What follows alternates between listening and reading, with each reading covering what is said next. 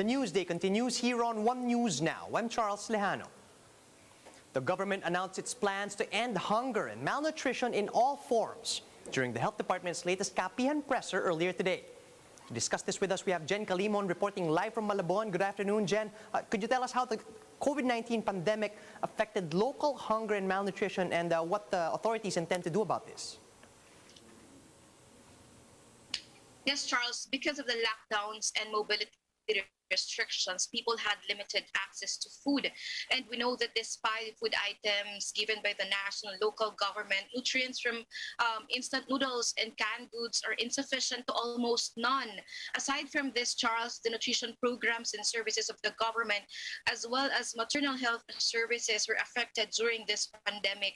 Physical inactivities and unhealthy behaviors have also increased because people are inside their homes during the lockdown. Also, a recent data from the Rapid Nutrition Assessment Survey of the Food and Nutrition Research Institute, or FNRI, showed that stunting incidence or impaired growth and development in children has increased. In 2018, the stunting incidence among children aged 5 and below is at 28%. It increased to 57.9% in 2019, and the latest is 60.8% stunting incidence due to lack of food access brought by this pandemic. Charles? That being said, Jen, which are the specific target groups that the DOH will be focusing on when it comes to ending hunger here in the Philippines, and what is the rationale? Yes, Charles. For this year's Nutrition Month theme is Malnutrition, Patuloy na Labanan, First 1,000 Days Tutukan. The target group of the National Nutrition Council is really the pregnant women and breastfeeding mothers.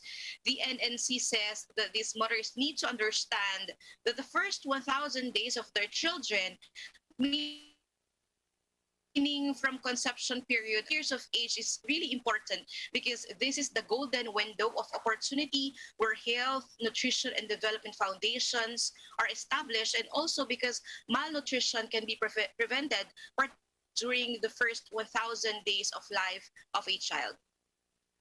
Right. Jen, could you tell us about some of the specific plans that the government has in mind in order to address hunger in the country? Yes, Charles, the government has this Philippine Plan of Action for 2017 to 2022, which aims to reduce wasting and stunting among children under 5 years of age, reduce micronutrient deficiencies, and improve situation in overweight and obesity. We also have platforms for collaboration such as IATF on Zero Hunger under the leadership of Office of the Cabinet Secretary, which launched the National Food Policy. We also have Pilipinas Contra Gutom movement, which is a national and multi-sectoral anti-hunger movement. Also, the Philippines has joined Scaling Up Nutrition movement and collaborated with Sun Philippines to prevent hunger and malnutrition across the country. Charles? Thanks for that report, Jen. That was Jen Calimon reporting live from Malabon. Here are the day's latest news on the country's national vaccination program. Inoculations for essential workers in Central Luzon have started at the Clark Development Corporation satellite vaccination site in the Clark Freeport Zone in Pampanga. Officials from the National Task Force Against COVID-19, as well as the IATF, led the ceremonial vaccinations. Almost 1,000 essential workers were inoculated during the last day of the special overnight vaccination in Divisoria. Vaccinees praised the city government of Manila for staging these special inoculations to accommodate workers who can't visit vaccine sites due to their work schedule. Kasi po nung una, busy po ako sa trabaho. Kaya ngayon lang po, yung time nito, wala po oras kasi po sa gabi. Puyat po ako eh. Busy po kasi sa pagtitinda. Ngayon lang po nagkaroon ng time. Oo. Tapos hindi kayo uubrang magpabakuna ng umaga. Oo. Dahil? Pagod do, ma'am. Tsaka tulog po kami, ma'am. More employees under the MVP group of companies are receiving their vaccines today. These include media workers from TV5 that fall under the A4 priority group. Laila Pangilinan now joins us live from the vaccination site in Quezon City to give us more details on this. Laila, good afternoon. What are you seeing?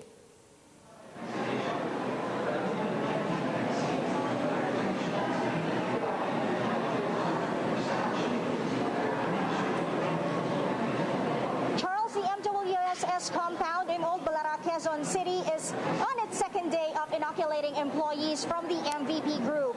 Today, 600 employees from Metro Pacific, PayMaya, and TV5 will be vaccinated with Moderna. Just like yesterday, medical frontliners from the chain of the MVP-owned hospitals, such as the Jesus Delgado Memorial Hospital and the Los Santos Medical Center, took charge of the inoculation. We had a chance to talk to Dr. Ricardo Jose Miranda, AVP and head of Maynilad's Health Management Services.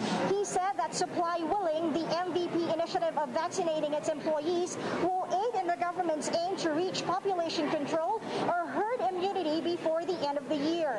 Dr. Miranda admits that inoculating thousands of employees will take time, as the MVP group of companies has also allotted COVID-19 vaccines for its dependents. But it's the company's way of showing concern and appreciation for all the employees' hard work during the pandemic. We also spoke to newly vaccinated TV5 employees who fall under the A4 category. They couldn't be any happier for the added protection from the vaccines. But what makes them more thankful is the fact that even their dependents will be inoculated soon. Here's what they have to say. Mas safe po kasi may bakuna ka na may unang panlaban ka na sa ano po. Ang laking pasalamat ko at salamat din sa TV5 dahil nabigyan kami ng pagkakataon na mabigyan ng libreng vaccine. At least hindi na kami nangangamba sa mga coverage na pumasok ka sa hospital, sa mga crowded places. Kaya parang boost moral talaga ako dahil nabigyan ako ng first dose ko. Iba sa 5.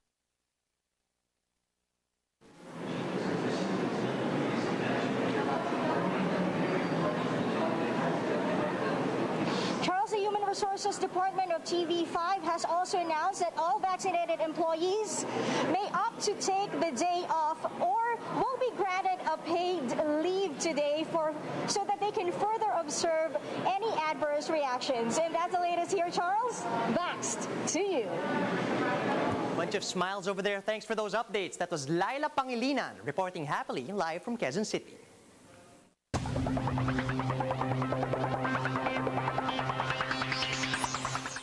On to sports, the IATF has approved bubble practices for athletes within the NCR+. That is, according to the Games and Amusements Board.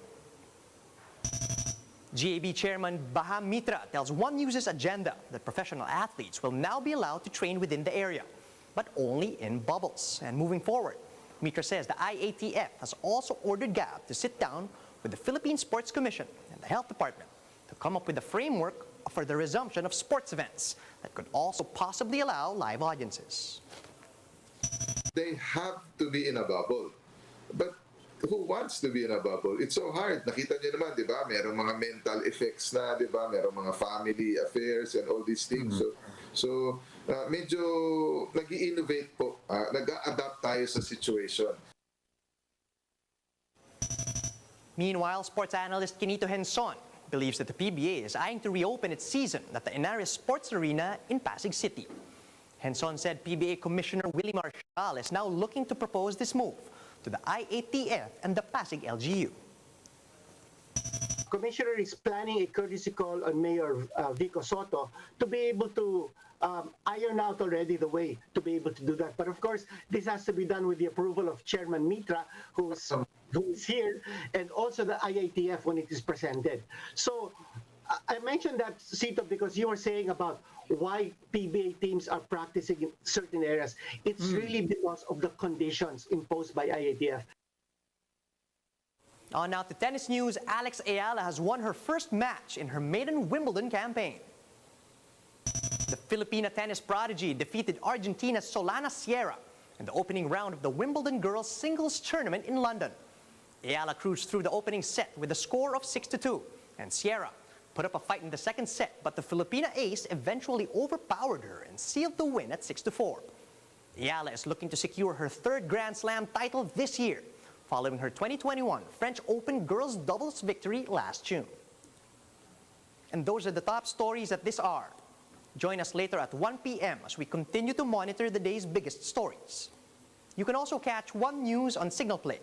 Just register for a free account at www.signalplay.com so you can stream One News live anytime and anywhere. I'm Charles Lejano.